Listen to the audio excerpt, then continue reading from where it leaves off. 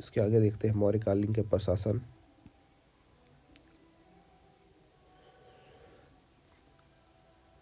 मौर्यकालीन में चर किसे कहा जाता था? जासूस को। कुमार। आर्यपुत किसे कहा जाता था? प्रांतों का प्रशासक को। ग्राम।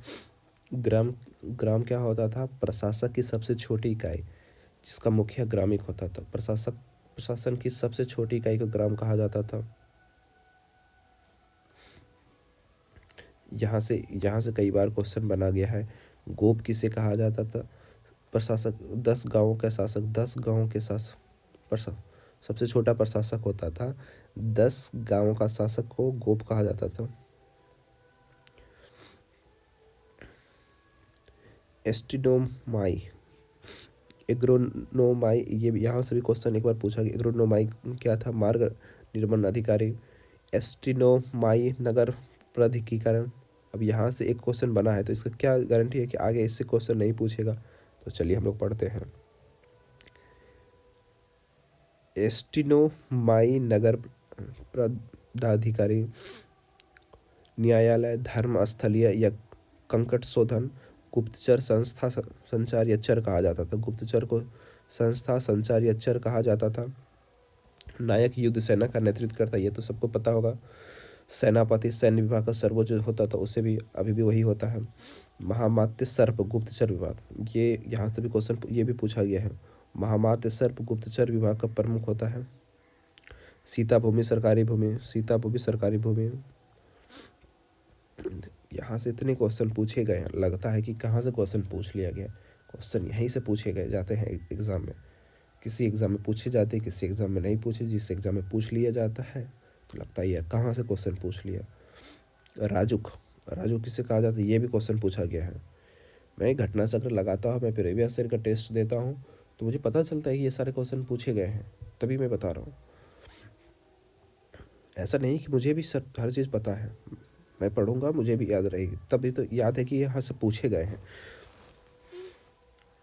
अदेव मात्रक बिना वर्षा वाली अदेव मातृक बिना वर्षा वाली भूमि।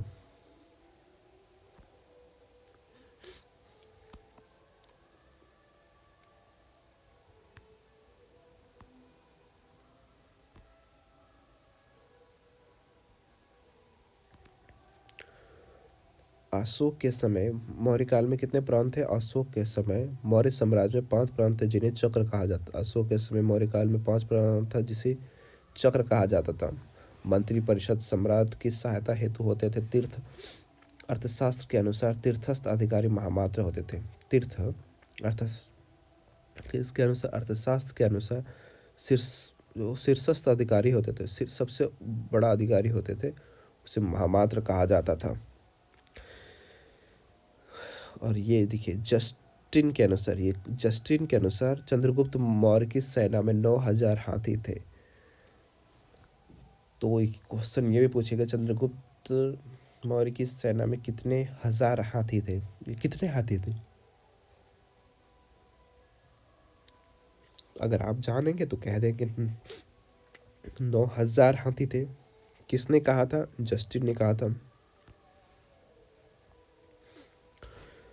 मेगास्थनीस ने पॉलीब्रोथा मेगास्थनीस ने क्या बोला है? पॉलीब्रोथा पाटलिपुत्र का वर्णन। मेगास्थनीस, ये भी क्वेश्चन बिहार में एक बार पूछा गया है, दरोगा में ही क्वेश्चन है। पॉलीब्रोथा मेगास्थनीस ने पाटलिपुत्र को क्या कहा था? पॉलीब्रोथा मेगास्थनीस ने पाटलिपुत्र को क्या कहा था? पॉलीब्रोथा को वर्णन किया था। ये बहुत ही ज़्यादा इंपॉर्टेंट है। ये क्वेश्चन ऐसे क्वेश्चन है कि यहाँ से ही क्वेश्चन, ये सारे क्वेश्चन पूछे गए हैं और हल्के हल्के तो सबको पता होंगे, कुछ डिटेल है। फाहियान कुम्हार पाटलिपुत्र के राजप्रसाद के देवताओं का वर्णन पता है। फाहियान ने कुम्हार कुम्हरार पाटलिपुत्र के राजप्रसाद को देवताओं का निर्मित बताया। फाहियान ने कुम्हार पाटलिपुत्र के राजप्रसाद को, कुम्हार कहाँ था? पाटलिपुत्रा का था। राजप्रसाद को देवताओं का निर्मित बताया। अब हम लोग देखते हैं मौर्य काल की स्थापत्य।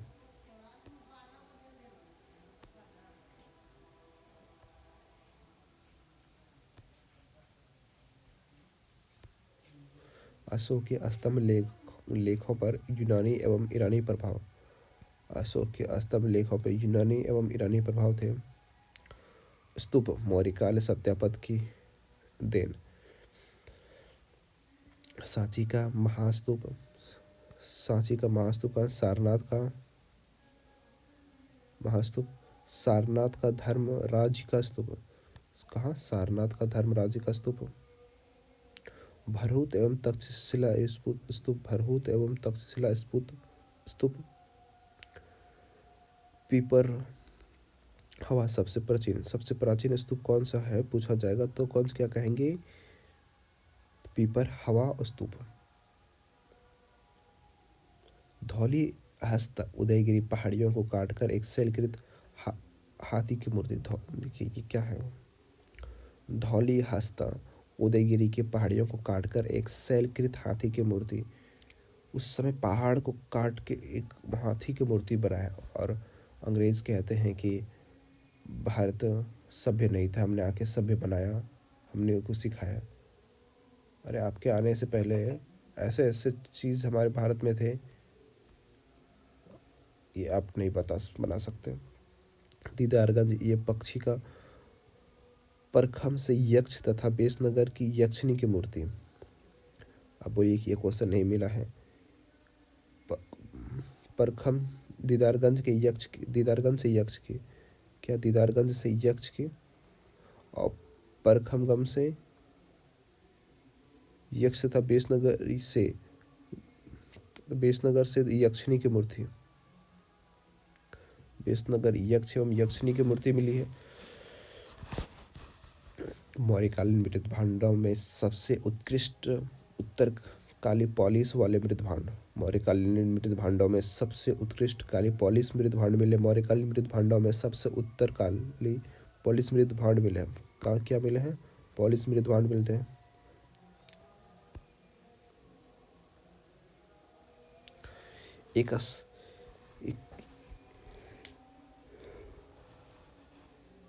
ये NBPW क्या है? कोई कमेंट करके बताइए कि इसका क्या मतलब हुआ, मुझे नहीं पता। एकासम स्तंभ सर्वोत्तम सारनाथ सिंह का स्तंभ राष्ट्रीय चिन्ह। एकासम स्तंभ सर्वोत्तम सारनाथ सिंह का स्तंभ। एकासम स्तंभ क्या मिला है? सारनाथ सिंह का स्तंभ मिला है। रामपुरवा से नटुआ बैल संकिस से हाथी। रामपुरवा से नटुआ बैल मिला है। संकिसा में से हाथी मिला है। संकिसा में हाथी मिला है। अशोक के स्तंभ में सिंह घोड़ा हाथी बैल प्राप्त हुआ।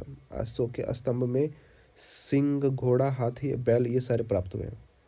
क्वेश्चन पूछा जाएगा अशोक के स्तंभ लेख में क्या मिला है? 4 ऑप्शन रहेगा, इसमें से ये 3 रहेंगे और चौथा ढूंढ रहेगा कि क्या नहीं मिला है, या इन चारों में से एक कोई दे देगा, कहेगा कौन सा, और 3 डिफरेंट दे देगा। अशोक के स्तंभ लेखों में से क्या मिला? सिंह घोड़ा हाथी बैल। सिंह घोड़ा हाथी बैल, सिंह घोड़ा हाथी। अशोक के स्तंभ लेख में क्या मिला है? सिंह घोड़ा हाथी बैल। रामपुरवा में क्या मिला है? बैल मिला है। सखिया में हाथी मिला है।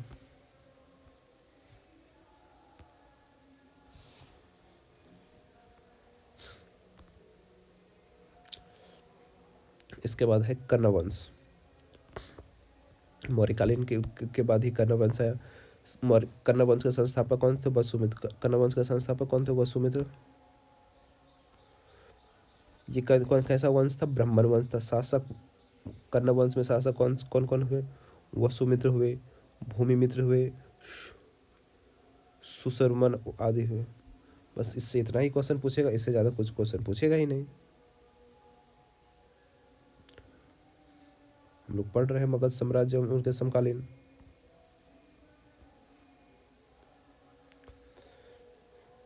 अब इसके बाद है शुंग वंश। शुंग वंश क्या है? 75 से 185 ईस्वी। शुंग वंश 75 से 185 ईस्वी पूर्व में था।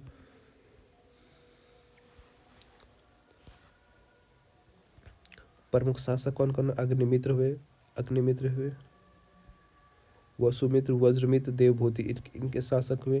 कालिदास की रचना मालविका अग्निमित्र में नाटक में शुंग शासक अग्निमित्र पर केंद्रित है। पतंजलि पतंजलि पुष्यमित्र शुंग के दरबारी थे। ये क्वेश्चन बनेगा कि पतंजलि किसके दरबारी थे। पतंजलि पुष्यमित्र के दरबारी थे। पतंजलि किसके दरबारी थे। पतंजलि पुष्यमित्र के दरबारी थे।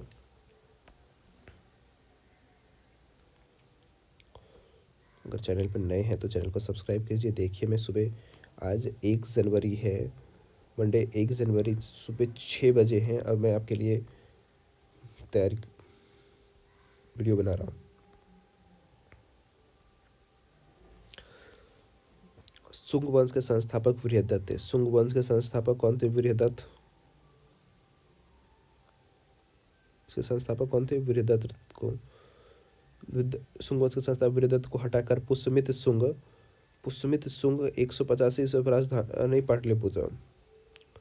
पुष्यमित्र के संस्थापक कौन थे। बृहदत्त थे। उसको हटाकर पुष्यमित्र शुंग 185 ईस्वी शुंग वंश का संस्थापक पुष्यमित्र शुंग उसको किसको हटाकर बृहदत्त को हटाकर 185 ईसा पूर्व में राजधानी पाटलिपुत्र बनाया। वानभट्ट के हर्षचरित में पुष्यमित्र को अनाथ कहा गया है। हर्षचरित के लेखक कौन है। हर्षचरित के लेखक कौन है। वानभट्ट।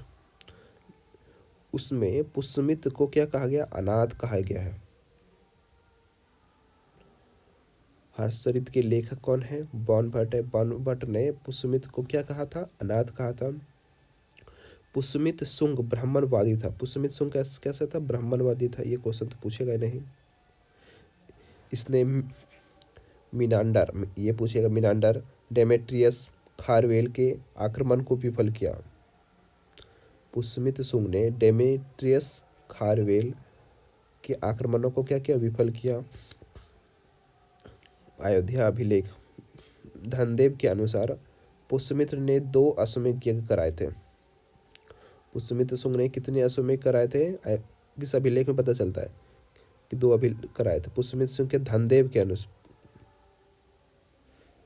अयोध्या अभिलेख धनदेव के अनुसार अयोध्या अभिलेख कौन सा। धनदेव के अनुसार पुष्यमित्र ने 2 अश्वमेध यज्ञ कराए थे। ये भी क्वेश्चन पूछा गया कि 2 अश्वमेध यज्ञ किसने कराए हैं। तो पुष्यमित्र शुंग ने।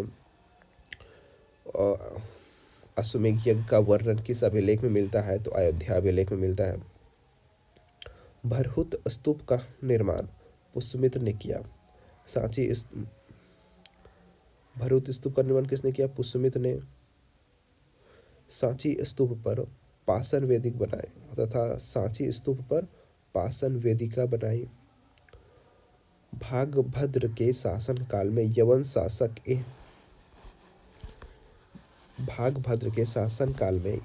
शासक एंटिलाकिस राजदूत हेलियोडोरस ने विदिशा में गरुड़ स्तंभ बनाया। यवन शासक कौन थे। यवन शासक एंटियाटिकस के राजदूत हेलियोडोरस ने। राजदूत कौन था उसका। राजदूत हेलियोडोरस ने विदिशा में गरुड़ स्तंभ बनाए। कैसे बनाए। गरुड़ स्तंभ बनाया। ये शुंग वंश का जानकारी था। यहाँ से क्वेश्चन पूछे जाते हैं। अब अगले वीडियो में हम लोग सातवाहन वंश चेदी वंश